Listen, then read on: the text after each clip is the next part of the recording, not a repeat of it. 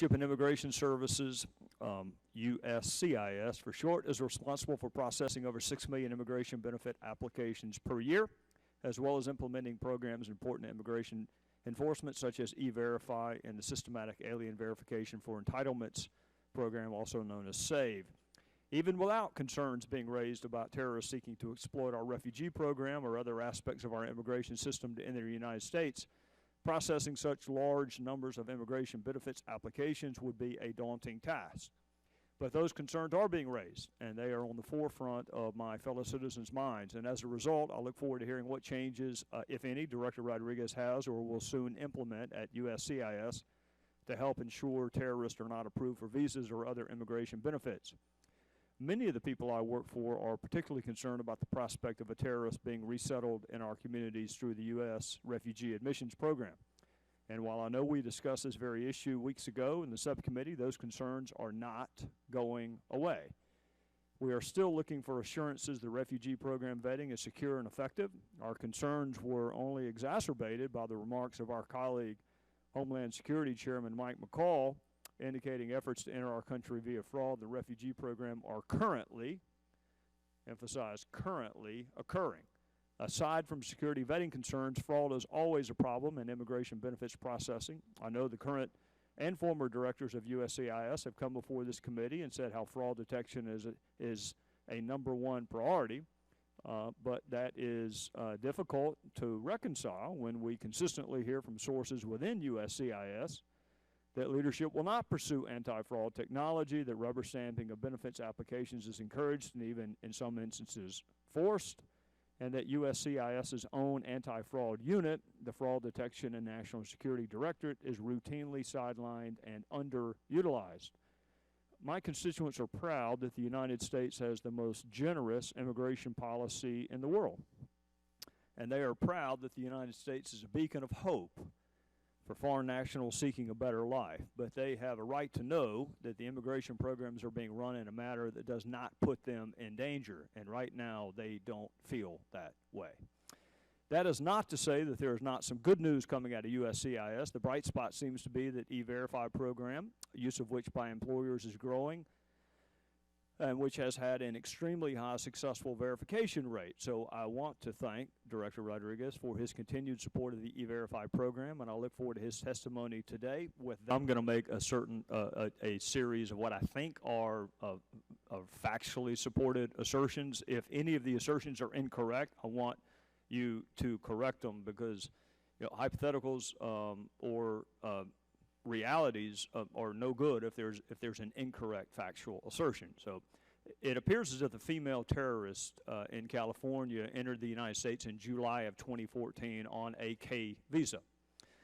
And there's an application process which includes some level of investigation on our end. And as I understand the application process, it may well be that USCIS and the State Department have some level of engagement, at least at the application process. And then, as I understand it, there is or is supposed to be an in-person interview at an embassy or a consulate, which is another level of investigation. So you have the application, which may involve USCIS and the State Department, and then you have an in-person interview.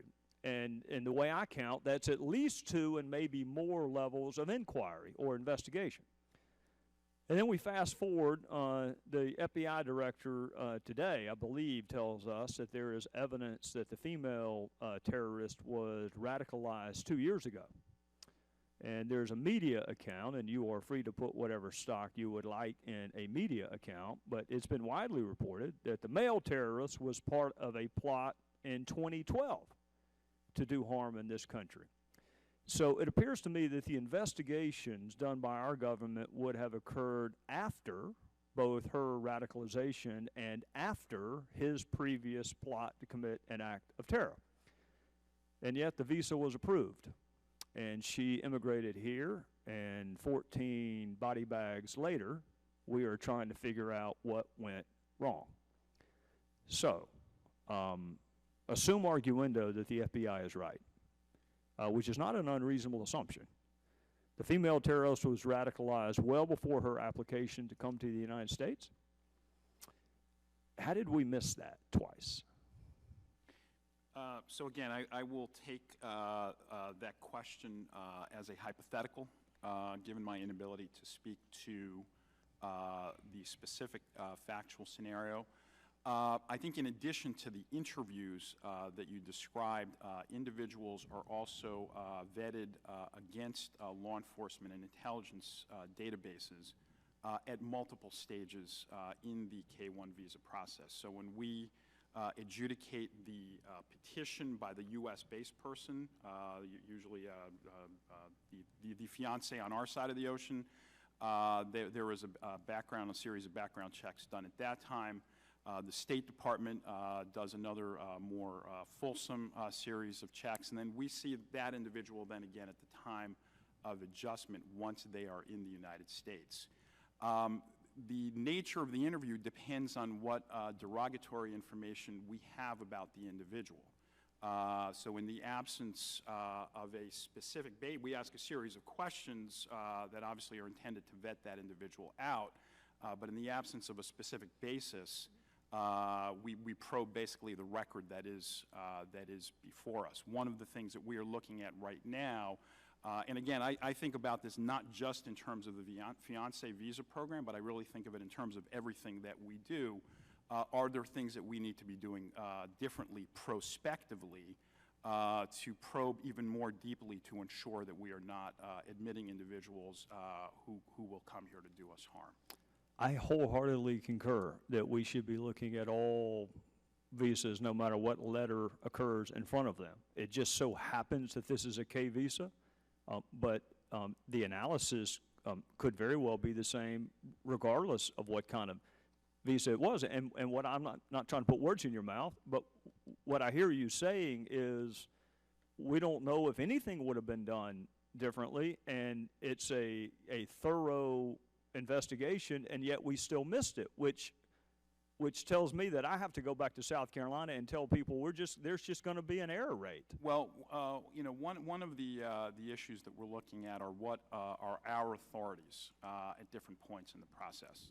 So, for example, at the point when we adjudicate the petition, as it stands right now, as long as the bona fides of the petition are established by the U.S.-based petitioner, regardless of what derogatory information may exist against that individual, we don't at that. And again, I'm talking generally. I'm not talking about this any specific case.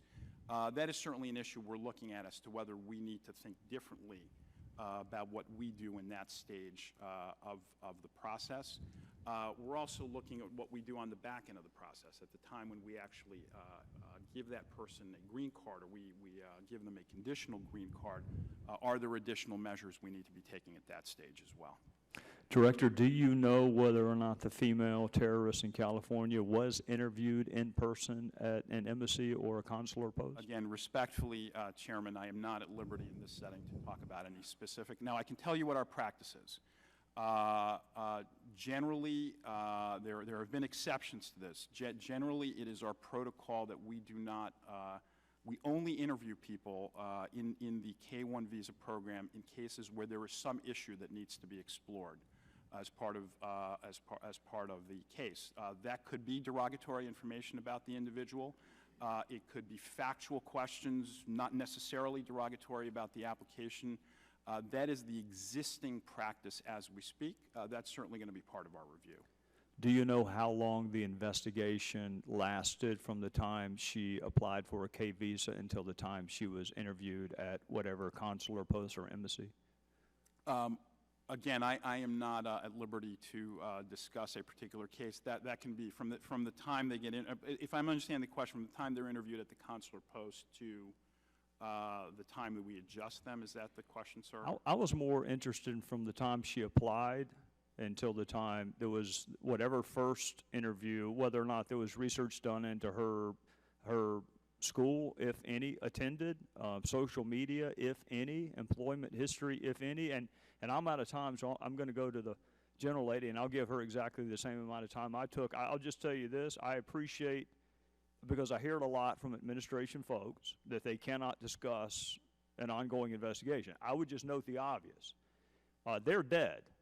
So I don't know that we're terribly worried about their privacy considerations. And I'm not lodging this allegation at you specifically. I can just tell you, I've been around 5 years now, and it just strikes me that sometimes folks cite an ongoing investigation or prosecution when they just really would prefer not to answer the question, because there's not going to be a prosecution of either one of these terrorists.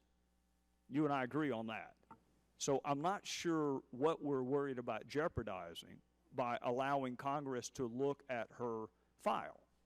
What investigative or prosecutorial strategy would be jeopardized by allowing Ms. Lofgren and I to look at her immigration file?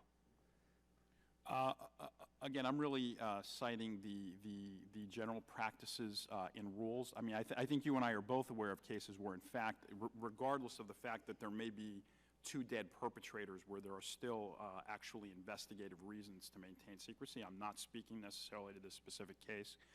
That is the practice that I have lived by, be it in my role as USCIS director or when I was a prosecutor previously. That I did not talk about cases that were ongoing, regardless of those characteristics. I understand why this body would want them. I understand why that information might be helpful to this body in discharging its responsibilities. I do not see myself as at liberty to share that information at this time.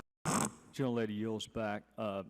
Director Rodriguez, I'm at the end of this, I'm going to make sure that Congresswoman has exactly the same amount of time I have. It's just if I don't ask this question now, I probably will forget to ask it before I go to Chairman Smith, which is this, something she said prompted me to want to ask this. It strikes me that there are at least 2 things we could say to our fellow citizens, one of which is we missed it as it relates to the female terrorists, and that's just a risk that we're going to have to accept as an open society. The other alternative is to say this is what we've learned from that fact pattern, and this is what we're doing differently to prevent the next one. Which is it, and what assurances could you give that we are going to do it differently so there is not a repeat of this fact pattern? Again, I think the point that I made earlier is we're looking at everything. In other words, we're looking at cases that may have happened today, and we're looking at all the issues related to where we can do our job better and make sure that to the extent of our ability, we're never going to eliminate all risk, but to the extent of our ability and the resources that we have, that we reduce risk to the greatest extent possible. That is a commitment that I make to the American people. That is the purpose of having me as a former prosecutor as the head of the agency, is to really press us to not miss those opportunities to do better and to keep the American people safer.